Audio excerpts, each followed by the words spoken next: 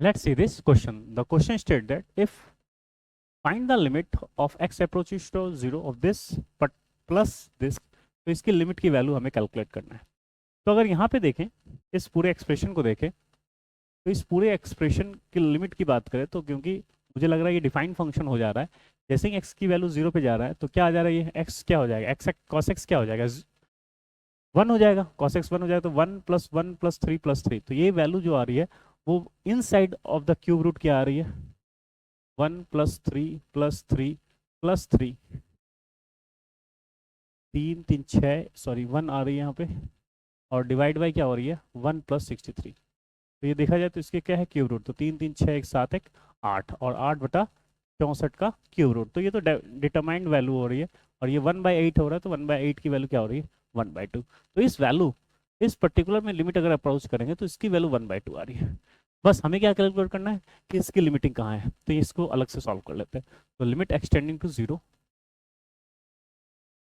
1 - cos of x √ cos of 2x divide by x²। इसलिए जब भी लिमिट का केस होता है तो हम सबसे पहले क्या चेक करते हैं, डिटरमाइंड है या अनडिटरमाइंड फॉर्म है, या इनडिटरमाइंड, कौन सा इनडिटरमाइंड फॉर्म है, तो ये तो डिटरमाइंड फॉर्म था ना। इसकी बात करते हैं। अब यहाँ दिख रहा है जब 0 की जा रहा है तो ये पूरी वैल्यू 1 की तरफ जाएगी, ओवरऑल ये 0/0 को अप्रोच कर जाएगा। अब 0/0 को अप्रोच कर जाएगा तो आपके पास दो तरीके हैं, या तो LHL को,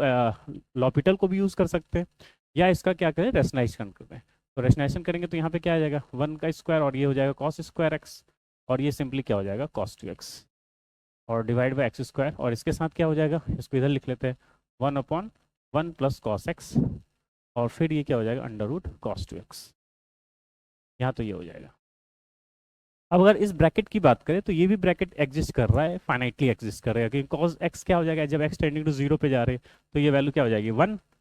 तो ये भी वैल्यू क्या है, 1, तो ये 1/1 + 1, तो ये जो वैल्यू है ये 1/2 को अप्रोच कर जाएगी ये वैल्यू। तो इसको एक साथ तो लिमिट नहीं लगा रहे, तो इसको ऐसी चीज़ कर रहे हैं कि ये साथ साथ चल रहा है, लेकिन इसकी लिमिट की वैल्यू क्या है, 1/2। नाउ अब इस एक्सप्रेशन की बात करें तो यहाँ पे cos²x आ गया है, तो cos²x को भी क्या कर सकते हैं, cos2x में आप ब्रेक कर सकते हैं। तो ये कैसे ब्रेक करेंगे,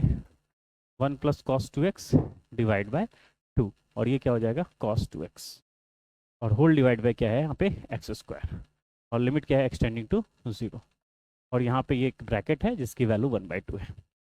ये अलग केस है ना, इसको बाद में हम लोग ऐड करेंगे, लेकिन इस ब्रैकेट की वैल्यू क्या है, 1/2 ना। इसको सिंप्लीफाई कर लेते हैं, तो यहाँ पे आपको दिख रहा है ये क्या हो जा रहा है, 2x², और 2 यहाँ पे एलसीएम हो जाएगा, 2 - 1 - cos2x, सही है, और ये इसके साथ या माइनस कॉमन ले ले, 1 + cos2x, और इन द ब्रैकेट क्या है ये, cos2x, और क्या है फिर वैल्यू क्या है आपके पास, 1/2।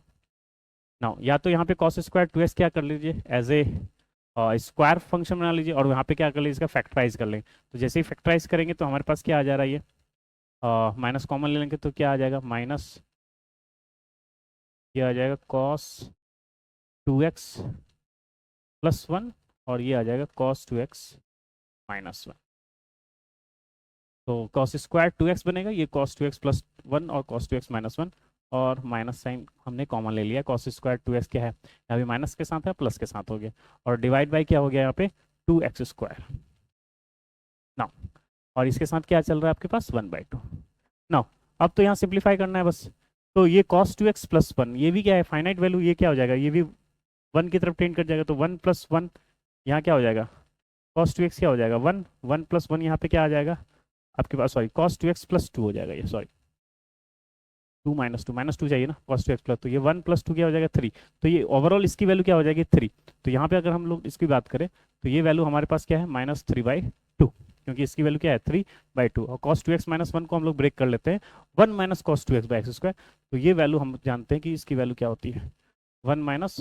cos2x/x²। इसको अलग से सॉल्व कर लेते हैं, और ये है लिमिट एक्सटेंडिंग टू 0, और साथ साथ हमारे पास क्या चल रहा था, 1/2, तो इसको इधर ही लिख लेते हैं। तो यहाँ पे भी आप 1 - cos2x, उसको sin x में सोच सकते हैं, sin2x/ क्या हो सकता है, x², तो हाँ उसके हिसाब से सॉल्व करेंगे तो ये वैल्यू क्या हो जाएगा, 2 sin x, और डिवाइड बाय x का क्या, होल ऑफ स्क्वायर, और यहाँ पे क्या वैल्यू आ रही है, -3/4। तो ये तो 1 हो जाएगा, और ये माइनस माइनस क्या हो जाएगा यहाँ प्लस, क्योंकि 1 - cos2x sin² लिखे तो यह क्या हो जाएगा, +3/2, और ये क्या हो जाएगा, 3/4 इंटू क्या हो जाएगी 2, तो इसकी वैल्यू क्या हो जाएगी 3/2। ना स्टूडेंट यहाँ पे 3/2 था और पहले भी ब्रैकेट में 1/2 था, तो करेक्ट आंसर क्या हो गया 3/2 प्लस 1/2 इज क्या 4/2, यानी क्या हो जाएगा 2। तो करेक्ट आंसर इसका क्या हो गया 2।